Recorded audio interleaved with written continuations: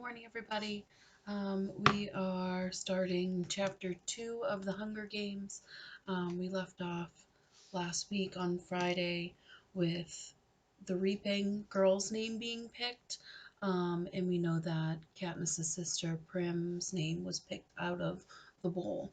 It was a pretty dramatic scene because we're with Katniss, who is saying over and over again in her head, please don't be me, don't pick my name, please don't be me. And it ends up being her sister instead, her little sister. So let's see what happens there. Chapter 2. One time when I was in a blind in a tree, waiting motionless for game to wander by, I dozed off and fell 10 feet to the ground, landing on my back. It was as if the impact had knocked every wisp of air from my lungs, and I lay there struggling to inhale, to exhale, to do anything. That's how I feel now, trying to remember how to breathe, unable to speak, totally stunned as the name bounces around the inside of my skull. Someone is gripping my arm, a boy from the seam, and I think maybe I started to fall and he caught me. There must have been some mistake. This can't be happening. Prim was one slip of paper in thousands. Her chances of being chosen so remote that I'd not even bothered to worry about her. Hadn't I done everything? Taking the tesserae, refused to let her do the same. One slip in thousands. The odds had been entirely in her favor, but it hadn't mattered. Somewhere far away, I can hear the crowd murmuring, unhappily as they always do when a 12-year-old gets chosen, because no one thinks this is fair. And then I see her, the blood drained from her face, hands clenched in fist at her sides, walking with stiff, small steps up toward the stage, passing me, and I see the back of her blouse has become untucked and hangs over her skirt. It's the detail, the untucked blouse, forming a ducktail that brings me back to myself. Prim! The strangled cry comes out of my throat, and my muscles begin to move again. Prim!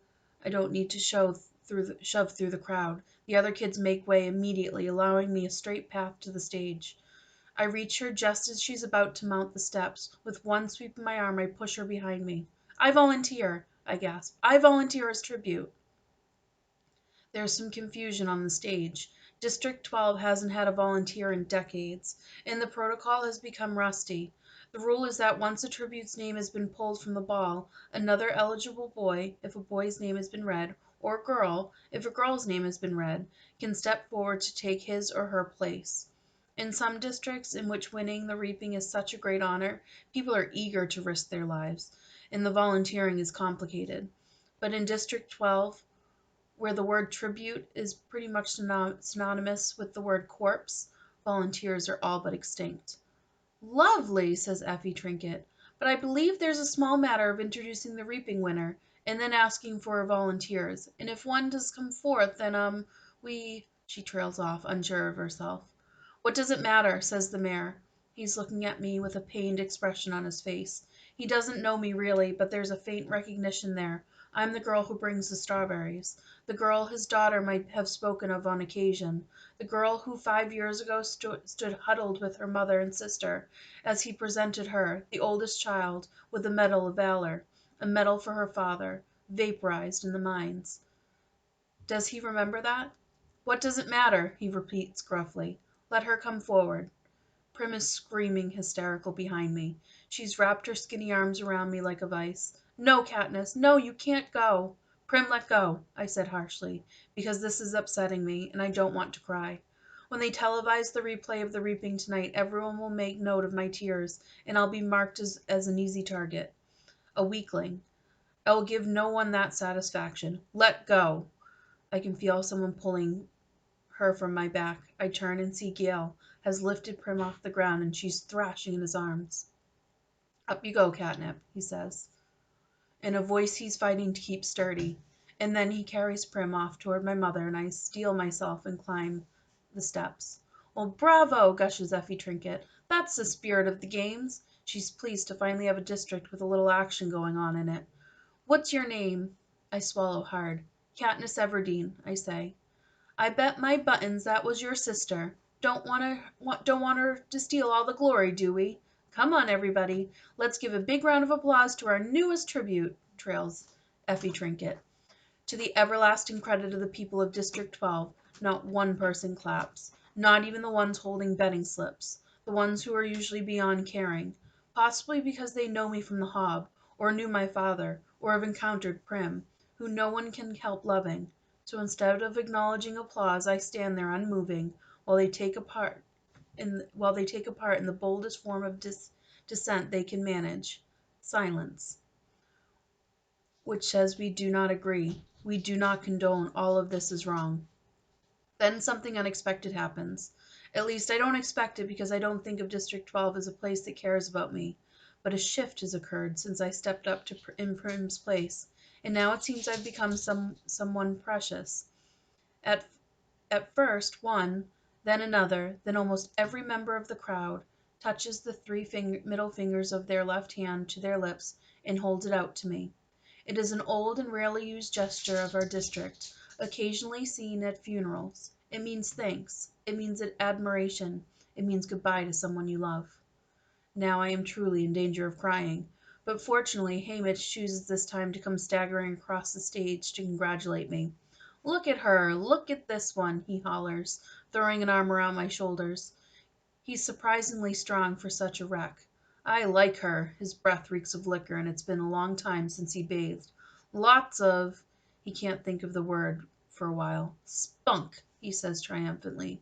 "More than you!" He releases me and starts for the front of the stage. "More than you!" he shouts, pointing directly into a camera. He is addressing the audience, or he is so drunk he might actually be taunting the Capitol. I'll never know, because just as he's opening his mouth to continue, Hamish plummets off the stage and knocks himself unconscious. He's disgusting, but I'm grateful. With every camera gleefully trained on him, I have just enough time to release the small choke sound in my throat and compose myself. I put my hands behind my back and stare into the distance. I can see the hills I climbed this morning with Gale. For a moment I yearn for something. The idea of us leaving the district, making our way in the woods, but I know I was right about not running off, because who else would have volunteered for Prim? Hamish is whisked away on a stretcher, and Effie Trinket is trying to get the ball rolling again. "What an exciting day!" she warbles, as she attempts to straighten her wig, which has listed severely to the right. "But more excitement to come. It's time to choose our boy tribute." Clearly hoping to contain her tense hair situation, she plants one hand on her head as she crosses to the ball that contains the boy's name and grabs the first slip she encounters. She zips back to the podium, and I don't even have time to wish for Gale's safety when she's reading the name. "Peeta Marlark." Peeta Marlark! Oh no, I think, not him, because I recognize this name, although I've never spoken directly to its owner. Peeta Marlark. No, the odds are not in my favor today. I watch him as he makes his way toward the stage, medium height, stocky build, ashy blonde hair that falls in waves over his forehead. The shock of the moment is registering on his face. You can see his struggle to remain emotionless, but his blue eyes show the alarm I've seen so often in Prey. Yet he climbs steadily onto the stage and takes his place. Effie Trinket asks for volunteers, but no one steps forward. He has two older brothers, I know. I've seen them in the bakery, but one is probably too old now to volunteer and the other won't. This is standard. Family devotion only goes so far for most people on reaping day. What I did was the radical thing. The mayor begins to read the long, dull treaty of treason, as he does every year at this point. It's required. But I'm not listening to a word. Why him, I think. Then I try to convince myself it doesn't matter. Peeta Marlark and I are not friends, not even neighbors. We don't speak. Our only real interaction happened years ago. He's probably forgotten it, but I haven't, and I know I never will. It was during the worst time. My father had been killed in the mine accident 3 months earlier in the bitterest January anyone could remember. The numbness of his loss had passed, and the pain would hit out of nowhere, doubling me over, racking my body with sobs. "Where are you?" I would cry out in my mind. "Where have you gone?" Of course, there was never any answer. The district had given us a small amount of money as compensation for his death, enough to cover 1 month of grieving, at which time my mother would be expected to get a job. Only she didn't. She didn't do anything but sit propped up in a chair, or, more often, huddled under the blankets on her bed, eyes fixed on some point in the distance. Once in a while she'd stir, get up as if moved by some urgent purpose, only to then collapse back into stillness. No amount of pleading from Prim seemed to affect her. I was terrified. I suppose now that my mother was locked in some dark world of sadness, but at this time all I knew was that I had lost not only a father, but a mother as well. At 11 years old, with Prim just 7, I took over as head of the family. There was no choice. I bought our food at the market and cooked it as best I could, and tried to keep Prim and myself looking presentable, because if it had become known that my mother could no longer care for us, the district would have taken us away from her and placed us in the community home. I'd grown up seeing those home kids at school. The sadness, the marks of angry hands on their faces, and the hopelessness that curled their shoulders forward. I could never let that happen to Prim. Sweet tiny Prim who cried when I cried, before she even knew the reason, who brushed and plaited my mother's hair before we left for school, who still polished my father's shaving mirror each night because he'd hated the layer of coal dust that settled on everything in the seam. The community home would crush her like a bug, so I kept our predicament a secret. But the money ran out, and we were slowly starving to death. There's no other way to put it. I kept telling myself if I could only hold out until May, just May 8th, I would turn 12 and be able to sign up for the tesserae and get the precious grain and oil to feed us.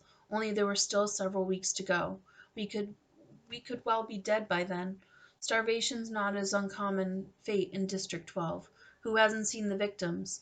Older people who can't work, children from a family with too many to feed, those injured in the mines, struggling through streets, and one day you come upon them sitting motionless against a wall or laying in the meadow. You hear their wails from a house, and the peacekeepers are called in to retrieve the body. Starvation is never the cause of death officially. It's always the flu, or exposure, or pneumonia, but that fools no one.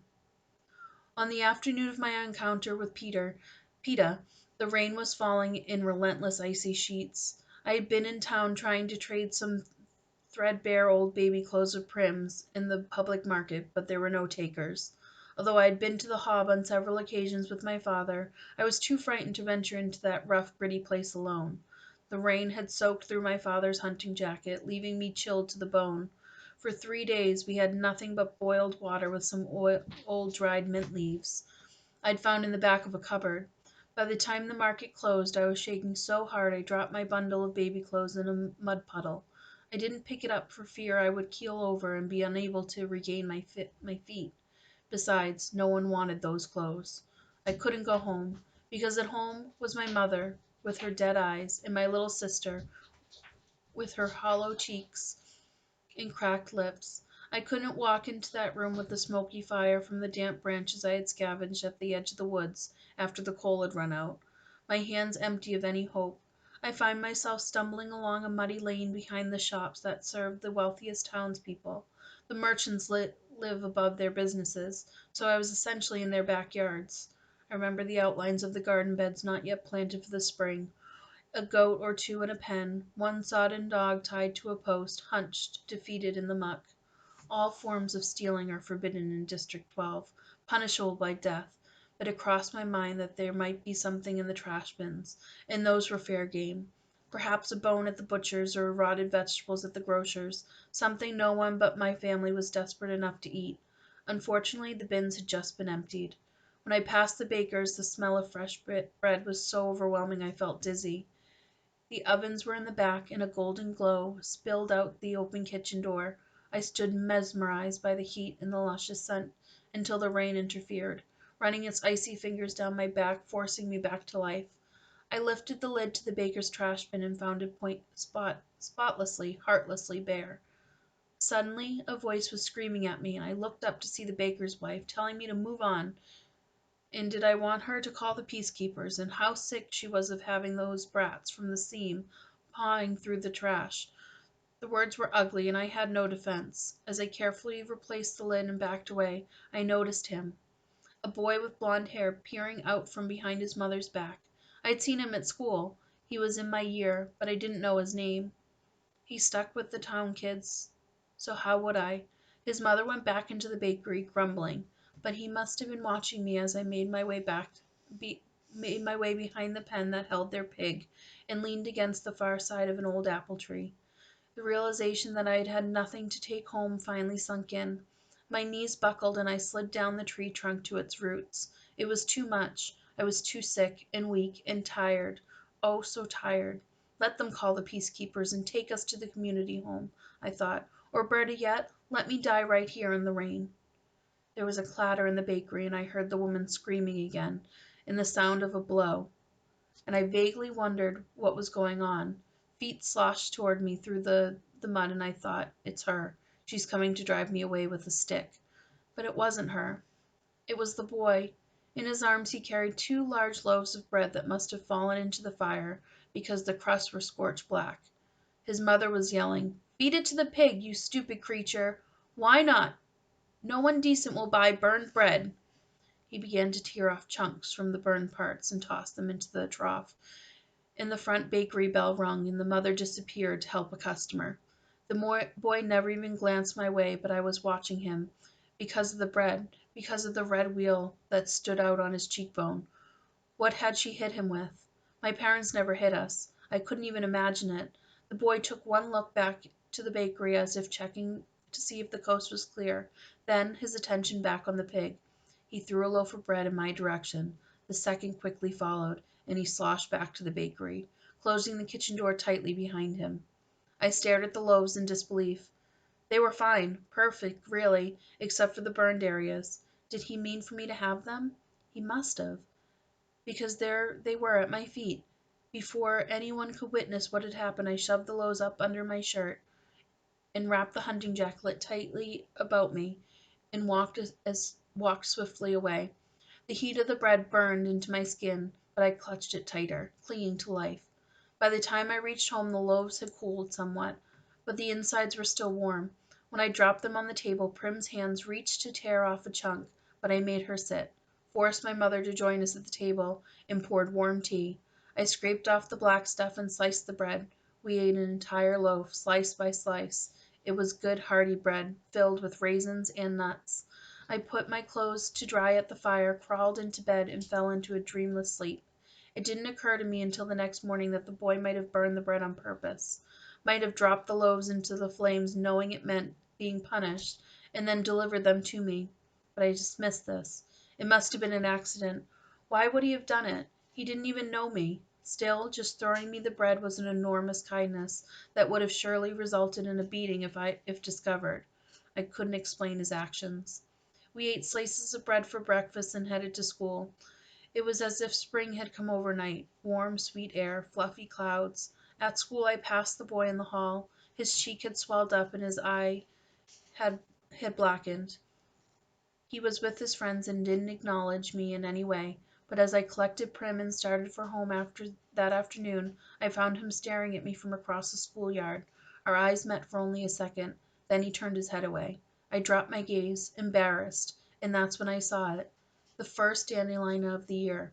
A bell went off in my head. I thought of the hours spent in the woods with my father, and I knew how we were going to survive. To this day I can never shake the connection between this boy, Peter Malark, and the bread that gave me hope, and the dandelion that reminded me that I was not doomed. And more than once I have turned in the school hallway and caught his eye trained on me, only to quickly flint away. I feel like I owe him something, and I hate owing people. Maybe if I had thanked him at some point, I'd be feeling less conflicted now. I thought about it a couple times, but the opportunity never seemed to present itself, and now it never will, because we're going to be thrown into an arena to fight to the death. Exactly how am I supposed to work in a thank you in there? Somehow, it just won't seem sincere if I'm trying to slit his throat. The mayor finishes the dreary treaty of treason and motions for Peeta and me to shake hands. His are as solid and warm as those loaves of bread. Peeta looks me right in the eye and gives my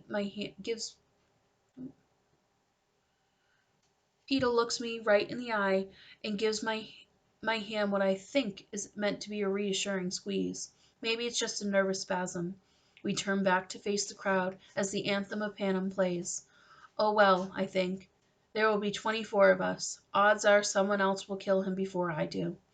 Of course, the odds have not been very dependable of late. Okay, so that's the end of chapter 2. I know it's a little bit longer than we typically go, but I think it's important to try to finish out the chapters whenever we can because there's just so much going on and I don't want to leave off in the middle of something.